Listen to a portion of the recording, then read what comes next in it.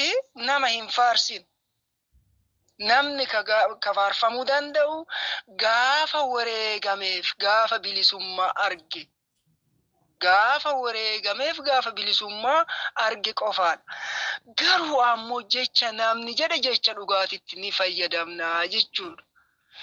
Gaafa 2018 bara jijjiirama jedhan san bara micciirama fidan ummata Oromoo irratti sagalee qeerroof qarree ummata Oromoo kiisii kaayyatanii dhossanii ummata Oromoo micciiranii gidiraaf hadhaa hanga sa'aa kana hanga sekendii kana irra jiru obaasaa jiran kana jaalmarroon jecha tokko jedhanii turan. Maal jedhan? Waraana bilisummaa Oromoo yoo nu gargaartan galata qabdanii jedhan. Yoo isin nu gargaarre ammoo hidda mukaa qonnee nyaannaa jedhan. Nuti waraanni kun lafa Oromiyaa odoon taane onnee ummata Oromoo guutuu keessa jira. Lafa Oromiyaa odoon taane onnee ummata Oromoo guutuu keessa jira. Waraana gosaatii miti. Waraana gandaatii miti. Waraana gosaati jedhee ka odeessu bu'aa faayidaa ofii Oromoo addaan facaasee qaxxaamuraan ka duroomuu barbaadu maqaa namaatiin ka sooramee qaxxaamuraan qabeenya horachuu barbaadu jechuudha. Waraanni bilisummaa Oromoo odoo namnu nyaata dhoggate burqaa bisaan Oromiyaa keessaa dhugee bisaan san fuulee inni dhiqate fuuruu isaa san keessaan hafuurri bilisummaa ummata garboome bira gahaa jechuudha. Hidda mukaa qotee nyaataa jechuudha. Daraaraa yookiin ija mukaa, firiiwwan mukaa ka akka goraa, ka akka baddeessaa kamiin isinillaa kofne Oromiyaa keessa horii miti. Ka aannan dhugaaru ummata Oromoo galanna har'allee borullee isaaf haa ta'u qabsaa'ota dammaqanii fi ka ofii nyaata dhiisee nyaachifataaru miti.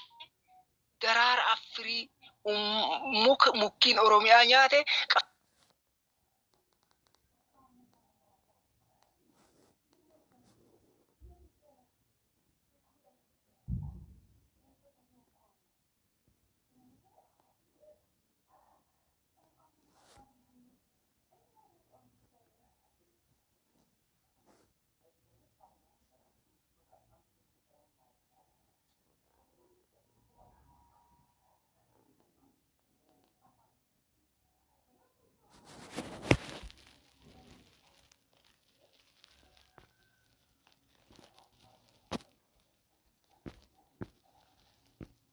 gadoo hin qabnu sabboontonni illee gadoo hin qaban. Maafi nama damma hin nyaanne damma nyaachisanii itti argisiisan mi'aa dammaa itti argisiisan dhandhamsiisanii jechuudha. Waa'ee bilisummaa warroota hin beeknetu kana dubbataa jira. Kanaafuu yaa ilmaan Oromoo bakka jirtan hundatti tokkummaa keessan cimsaa. Tokkummaan irree, tokkummaan gaachena. Tokkummaan ammoo nama tokkummaa qabu qilleensi hin daydaasu. Muka hidda gadi fageeffate qilleensi hin daydaasu. Ati dirree qabsoorraas ta'e qabsaa dirree qabsoo keessatti kalee maal keessa lufee kalee ka maal keessa darbee jettee ilaalta. Har'a maal irra jira boru ammoo garam deemaa jira jettee ilaaluu danda'uu qabdaa jechuudha. Waraanni bilisummaa Oromoo akkuma duratti jedhe qabsoo aangoo hin fedhu. Lubbuu isaa qabdii qabsiisee tajijjiiraa hin qabne lubbuu gatiin tun addunyaarra jirtu bituu hin dandeenye saba Oromootiif jedhee wareegama barbaachisu itti kafalee bilisummaaf walabummaa Oromoo mirga dhala namaa kamiinuu walqixxummaa kabajjisiisuuf qabsoo hadhaa geggeessaa jira jechuudha. Kana eenyuun nu barsiise Laggasaa Ogiitiin nu barsiise jechuudha. Eenyuun Nadhii Gammadaatiin nu barsiise jechuudha. Jaallan Shiniggaa shiftaa Somaaleetiin gammoojjii Somaaliyaa keessatti wareegamantu nu barsiise jechuudha. Oromoon gaafa jiru akka tokko ta'e gaafa qabsoo irrattis ta'e eessattis wareegame tokkummaan akka garagara hin baane tokkummaa akka qabu isaantu ragaa nuu ba'ee jechuudha. Har'aa dirree qabsoorra jaallan jirani jaallan kuta'an firummaan amantaan wal filanii asii wal gaanii miti. Jaallan qabsoon filee waliin gahe. Jaallan garbummaan Oromoo irra jiraachuu hubatanii asitti wal gaanii jechuu isin hin barbaade. Kanaaf gabaabamatti kaayyoon dadhabbii malee galma geettu hin jirtu. Qabsoon wareegama malee, dheebuu malee, camnana lafee malee, itita dhiigaa malee galma geettu hin jirtu. Waraana bilisummaa Oromoo ka gargaarillee galata qaba. Isiniin waa'ee waraana bilisummaatiif haala yeroo irra mari'attanillee galata qabdan. Ka hin gargaaru jedhellee galata qaba. Maaliif isiniif fakkaate? Inni uf hin beekne sobaaf dhugaa addaan hin baafanne jechuudha. Isa kanallee ni qajeelfanna, ni gorfannaa jechuudha. Nuti waan namaa hin dubbannu. Dhiifama yeroo isinit guddisee waan tokko qofa isinitti hima. Biyya Itoophiyaa jedhamtu tana keessatti sobatu baay'ata. Sangatu dhalee jedhanii diinuu huddutti suuqan. Garuu sangaan hin dhalle. Mootummaan wayyaanee hennaa irra jiru ummatatu na filee jedha. Garuu ammoo ummata lafa isaa irraa buqqisaa. Sagalee ummata beelaan dhumataa jiru sagalee isaa saamaa. Ummata na filee an akkamitti ummata na filee aangoo irraa bu'ee jedha. Har'a piippiin illee waan isarraa dhaalte qabdi. Maal isarraa dhaalte? Soba tokko isarraa dhaalte. Waan isin ajaa'ibaa. Qamadii gara biyya alaa ekspoortii godhaa jirra. Qamadii biyya alaatiif biyyiti alaa beeloftee kennaa jirra. Garuu Gujii keessatti haati duutee daa'imni haadha duute isa harma hodhaa jira jechuudha. Sababa hongeetiif beela. Wallagga keessatti akkas, giddu galatti akkas, Baale keessatti akkas, Harargeetti akkas. Mee laala soba walirraa dhaalaa deemaa jechuudha. Mootummaan garboonfataa kun saba garboonfateef hin yaadu. Saba ufiitii ka yaadu ilma saba san keessaa dhalate ta'uu beeka. Murtii Oromootiif garbummaan Oromiyaan keessi jirtu ka fuuldura dhaabbatee falmuu danda'u ilma Oromooti isinii jechuudha.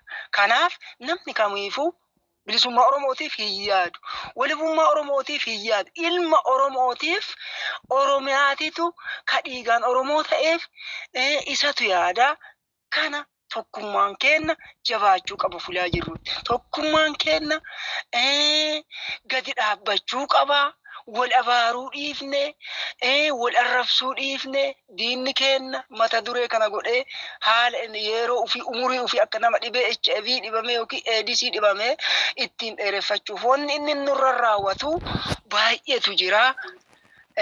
Ani kanuma isinii dhaama jaallan qaqqaalii yeroo keessan cincaa gootanii diinagdeen illee waa hundi yaadaan illee qabsoo dhawattuu dhaabbataa jiraattan qabsoon isin galatoonfatti. Wanni tokko ammoo ka isiniin jedhu Finfinnee gubbaa wal arginaa jettan Oromiyaa gubbaa wal argina yoo lubbuun jira yoo ammoo lubbuun isin jirre galmee seenaarra wal argina. Nuti qabsaa'onni wal arguun kenna dirqama. Kun dhaamsa kooti waan na dhageettaniif baay'ee galatoomaa isiniin jedha. Yoo isin dheeres na of oolcha. Ayyee jaala keenya galatoomi galanni kee bilisummaa walabummaa siif haa ta'u. Nuti kan nu barbaadnu gorsa keessan irra guddeessa ofii dubbachuu irra. Maaliif nuti wallaalaadha ilmaan keessanii kan nu qajeelfatu isin booda isin dogongortanitti immoo kan isin bira dhaabbatee waa tokko lama isiniin jedhullee nu mataa. Homaa dhiibbaan qabu jedha arme mee immoo kamitti nu godhadhu jalqaroo sabaa maayikiin keetii atillee waan nu dhaamtu waan nu gorsitu miseensi immoo cufti keessanoo akka hin deemne sirriitti dhaggeeffadha. Homaata tokkummaallee isinillee dubbattan arme sirratti qabaayye jalqaroo sabaatti ofi.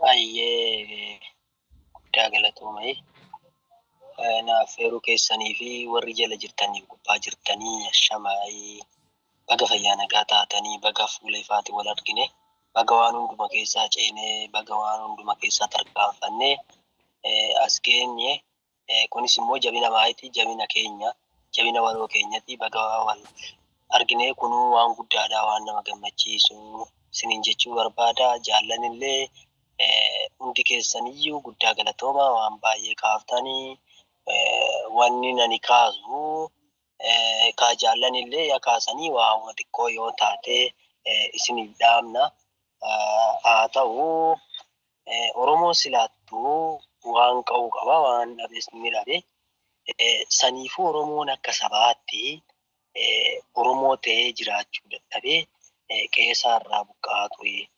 San immoo eenyutu itti deebisaa? Maaliin itti deebi'a?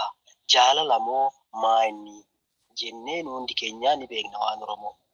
Saniifiyyuu yeroo dheeraadhaaf mootummoonni darbaa uummata keenya irratti dararrii saamicha reebicha aga fannifamu jiraa dhabamu sanirra turre jechuudha. Suni hunda keenyaaf iyyuu ifaa jechuudha. Seenarraa ka dhageenye abbootii keenyarraa ka dhageenye jechuudha.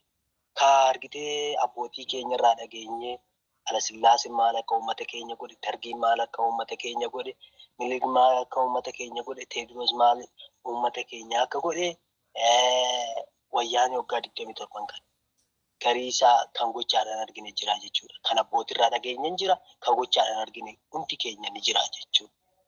Ka agartee waggaa 27 kan waggaa arfan kana waan ta'an nuti cuftuu ni beekna. Kana namni hin beekne yoo jiraate nama hidhee fudhachuu hin danda'u. Ulfaataadha jechuudha. Maaliifii nama odoo hin taane fakkiidha jechuudha. Waa kana hundaa nurra raawwatan. Oromoo saba dilaa gana ga'u kanarra raawwatan. San immoo maal gochuu qabna?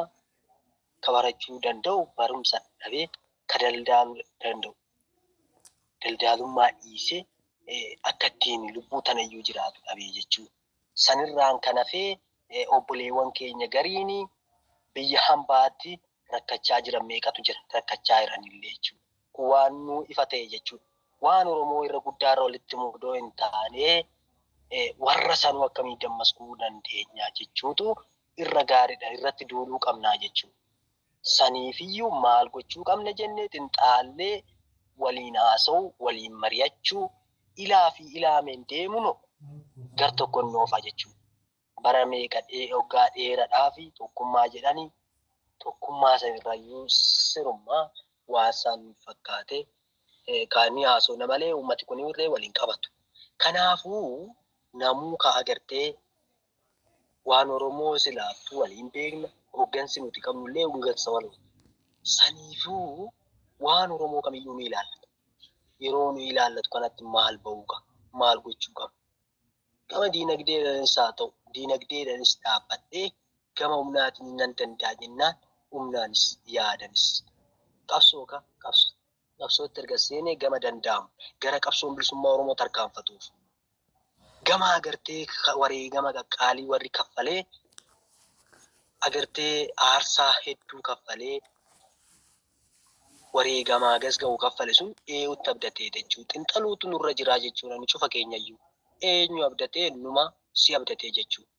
Abdii isaa garuu ta'an jiru. Maaliifii inni haadha isaa abbaa isaa irratti abdatee wareegamaa gasga'u san kaffalee miti jechuudha.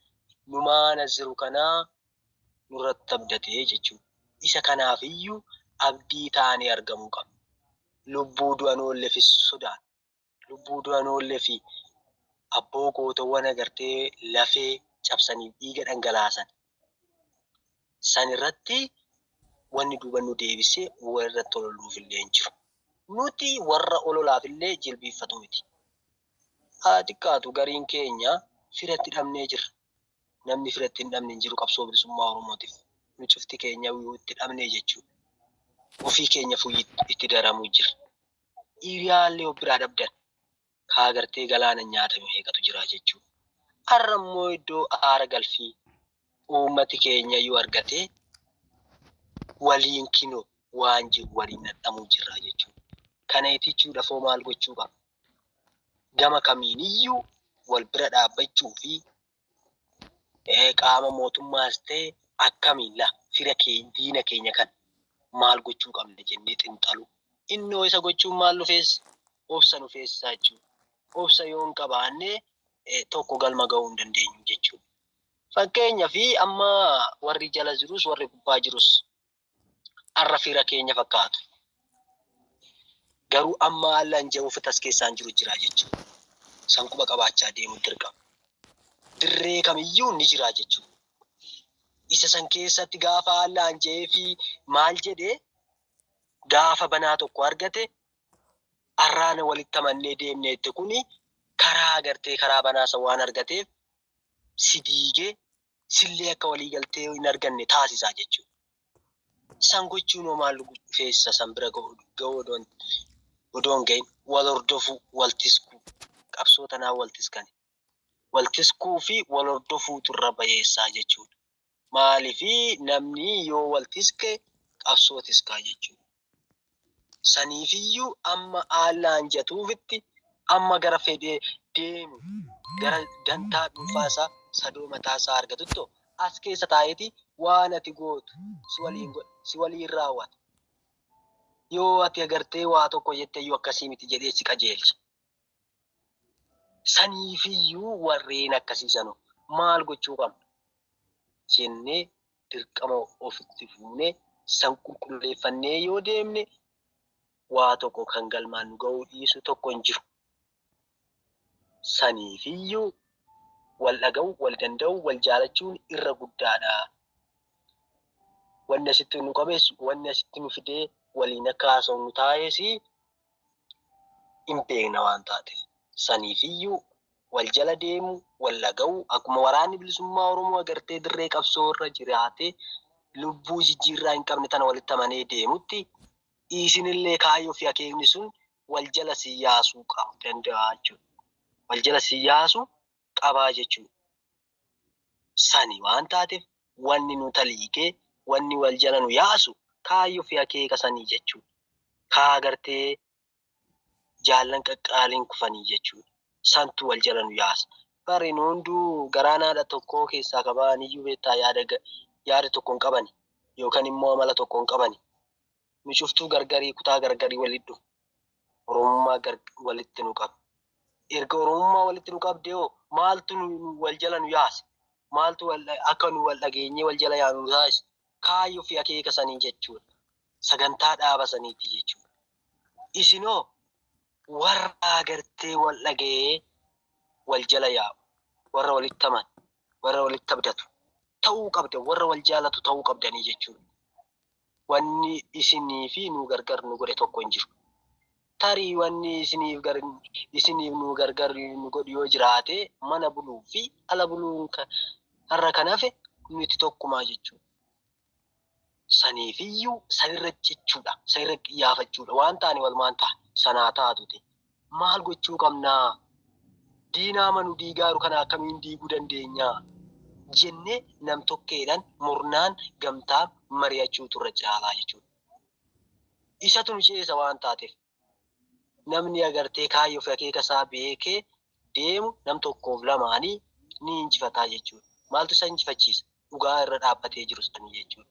Malee nama walitti qabanii kanuma ta'us kan hin taane walitti qaban inni haala laallatee laallattummaa kan jedhamu tokko jira jechuudha. Isa laallatee borsii alaa jigaa jechuudha.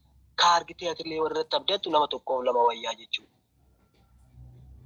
Saniifiyyuu irra jechuu, wal hubachuu, wal hordofuu, wal dhaga'uu, walirratti ololuu dhiisu.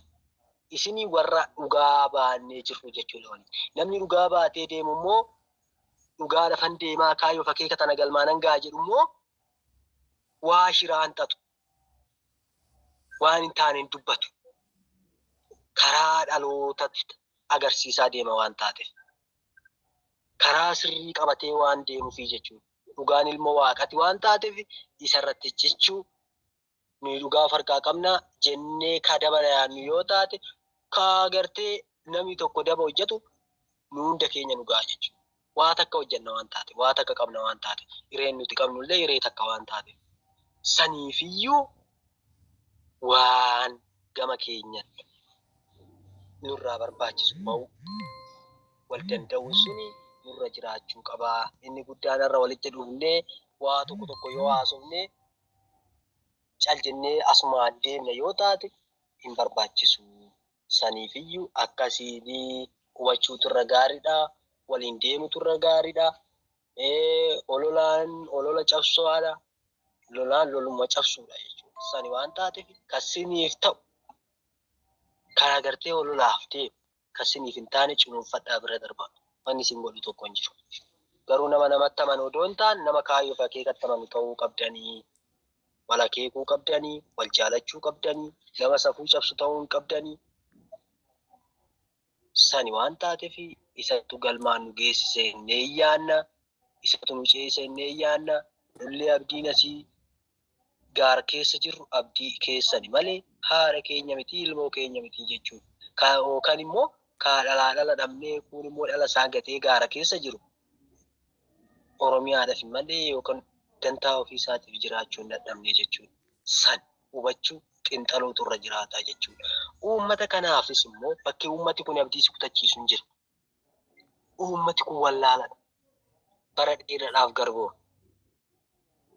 Uummati kun sabaanillee guddaadha. Akkuma sabaan guddaa ta'e kana bara dheeraadhaaf luka diinaa ta'ee ergamaa ture jechuudha. Saniifiyyuu kanayyuu keessaa dhabamsiisuuf bara dheeraa siif rakaa jechuudha. Gaafa atiree Oromoo kan qabsaa jettee deemtee gaafa Oromoo sirratti tolu gaafa Oromoo waan hin taane siin jedhu gaafa isaaf deemtee waan hedduu isaaf dhamaatu gaafa waan laanumaa jechuudha. Suutu san immoo uummata xiqqaa immoo waan si dhibuu hin qabu jechuudha. Akkuma saniin qabadhaa. Obsa qabaachuu qabna. Diina keetis fira keetis hordofuun dirqamaa jechuudha. Saniifiyyuu oduma wal beektan, haaluma wal beektanii walitti hubachiisu, walitti dallanuu dhiisudha jechuudha. Eessanuu waliin nan waan taateef hireen nuti qabnu hiree tokko waan taateef.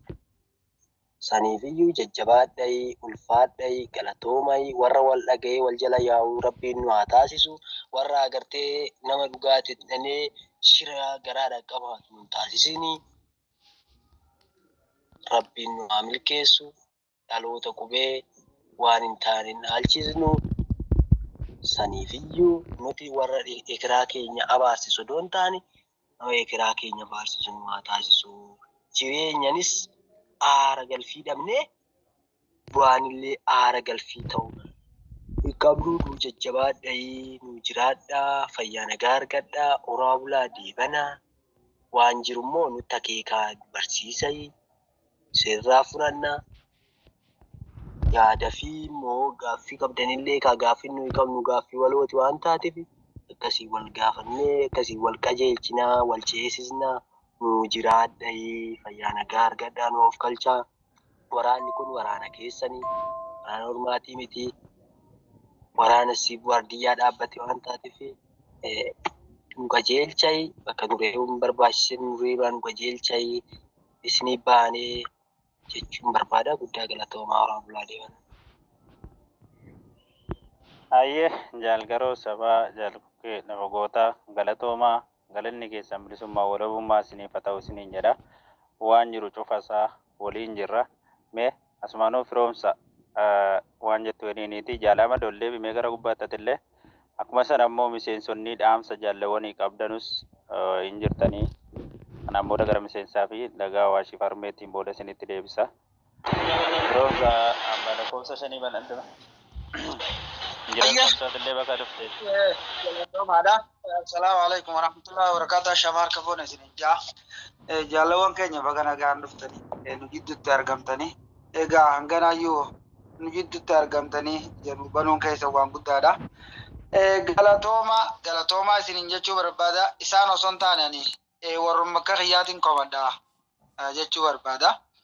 Maaliif jennaan jaalawwan keenya haala isaan keessa jiranii waliin dhuguma hojii silaa isaanirraa eegamu hundaayyuu raawwachaa jiranii jechuu barbaada. Maaliif namni guyyaa har'aa bakka isaan madaalu takka ammoo kursii irra taa'u guutuu dadhabe nuyi malee isaanii miti.